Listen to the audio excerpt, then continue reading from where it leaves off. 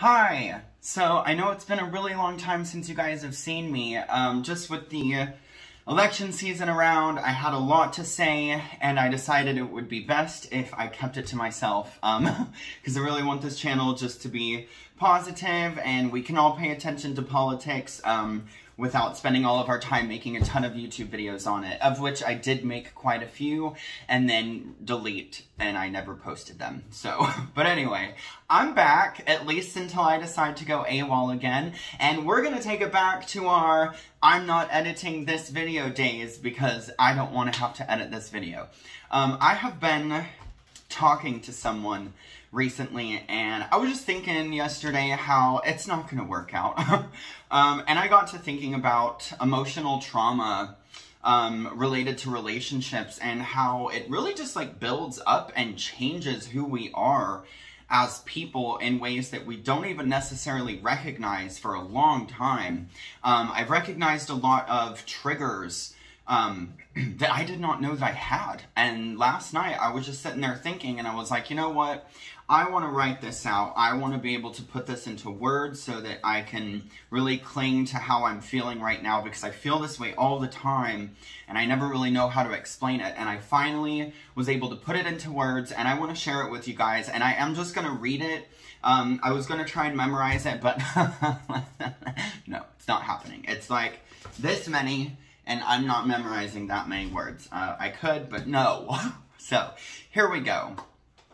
At a certain point in our lives, after experiencing constant emotional trauma in romantic relationships, it becomes harder and harder to let people into our hearts. We don't want to allow ourselves to feel love for them because we're afraid it'll leave us with heartbreak, but really we know it will leave us with heartbreak because it always has. It makes it difficult to connect with people, and eventually that bleeds into all relationships if this isn't already happening in your other relationships. It becomes hard to trust friends, family members, potential partners, and the minute we allow ourselves to start feeling something, it already hurts. It's already terrifying. Our minds subconsciously look for, in whomever we're talking to, the behaviors that have hurt us in the past. It becomes hard to differentiate genuine behavior from lies and fakeness, sarcasm from blatant disrespect, a mistake from a premeditated act meant to hurt you. It especially becomes difficult because we know what the red flags are, and we see them everywhere. We really do.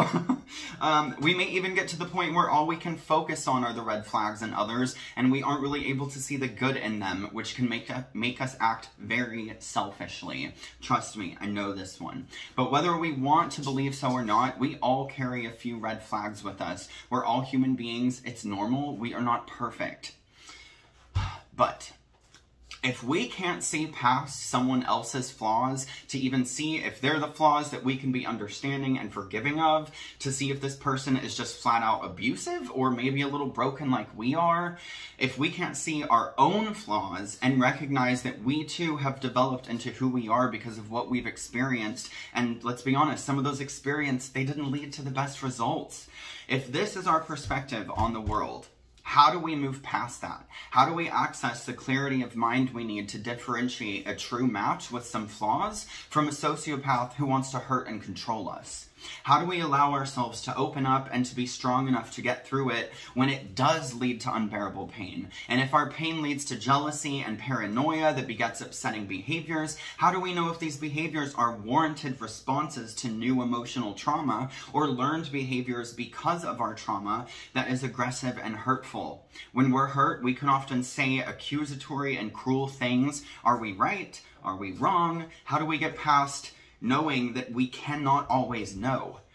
Sometimes the line between fact and the fiction trauma creates in our minds can be very, very confusing.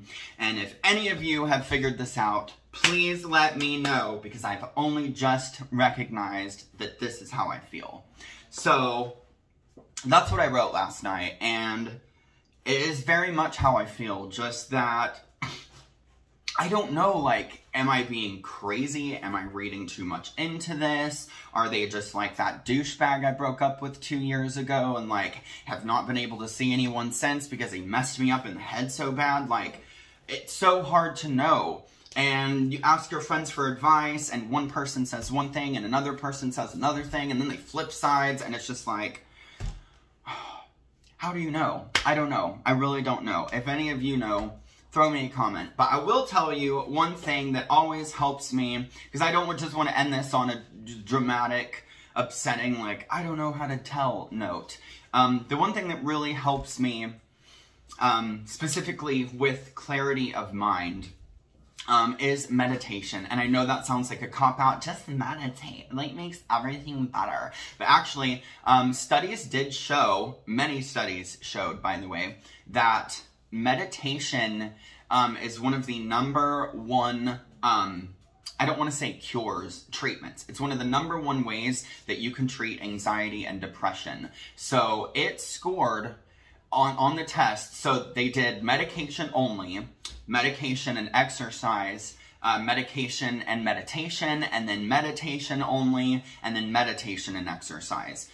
So meditation and exercise, they both scored higher than every other thing on the list except when combined with medication.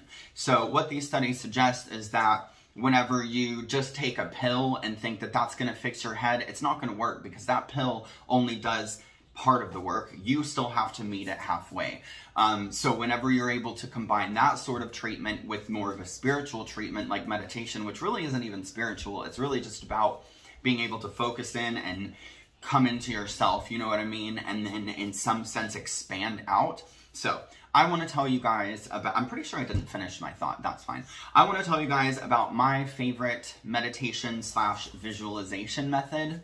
I know everyone has their own style of meditation. This is the one that works best for me. If something else works for you, cool. If you haven't tried it yet, try this one. It's really cool, and you can fall asleep while you're doing it, which is like the best part. So before I go to bed at night, I will just lay down in my bed, obviously. Get comfortable. I like to lay straight on my back. I'm sure other people prefer something different. And I will just breathe really deeply into my gut. So you don't want to breathe like that. You want to breathe like, well, I have to stand up to show you. Don't make fun of my gut because it's a big one. Okay, so instead of breathing like in through your chest, you want to breathe in through your stomach. Like if you've ever taken vocal classes, when you sing, you want to breathe through like your full diaphragm. So your breath needs to feel like where it expands your stomach, and you get way more air doing that, right? So breathe like that, and you don't have to worry about counting the breaths, nothing like that. And then visualize a space that is peace. You know what I mean? What space can you create in your mind that is just nothing but peace and love and understanding and connection? So the space I envision is as if I am floating up above the clouds, like you're in an airplane, but the sun is this bright, warm, yellowy light shining down on everything, and all the clouds are like pink and blue and purple. It looks like a field of cotton candy clouds. And then I imagine that my third eye is connected to God, or whatever you call it, the all, the universe, Allah, whoever you worship. I imagine that my third eye is connected, and then I think I bring up all of these harsh feelings inside of me, the sadness, the depression, the anger, the fear, and I think of these scenarios that make me feel that way, and I connect them to the string, and I send them up and away, and I send them to God, and I let him or her have them, so that I don't have to have them no more. And after, I'll just do this until I fall asleep. And it honestly, over time, has helped me so much. I don't do it as much as I used to, and I don't do it as much as I should. I actually started doing that when I was in jail, because there was no other way to get out of there. So I was like, I guess I'll just get this guy out of there, and then I'll feel like I'm not here anymore. And it actually really helped. It completely took away my inner turmoil of being like trapped in these cement walls that there's no way of getting out of. It's the most terrifying feeling in the world, by the way, whenever you know you're trapped and you cannot get out. No matter what you do, you can't get out. It's horrifying. So if it helps me through that, I feel like it can help a lot of people through a lot of things. Anyway, I'm going to go ahead and cut this video off. I didn't think it was going to be 10 minutes long, and I'm not editing it, so it's going to have to be this long. Thank you guys so much. I love you guys so much. I'll try to upload more in the future. I know I always usually say to follow me on social media, but I'm not using any of my social media anymore. You can continue to follow me anyway. My name is Celespecs everywhere, same as my last name here. Thank you guys so much for watching. I love you. Have a great day. Be nice to each other. Subscribe, like, follow, share, do all of those things, and don't make fun of my tubby little tummy. Bye.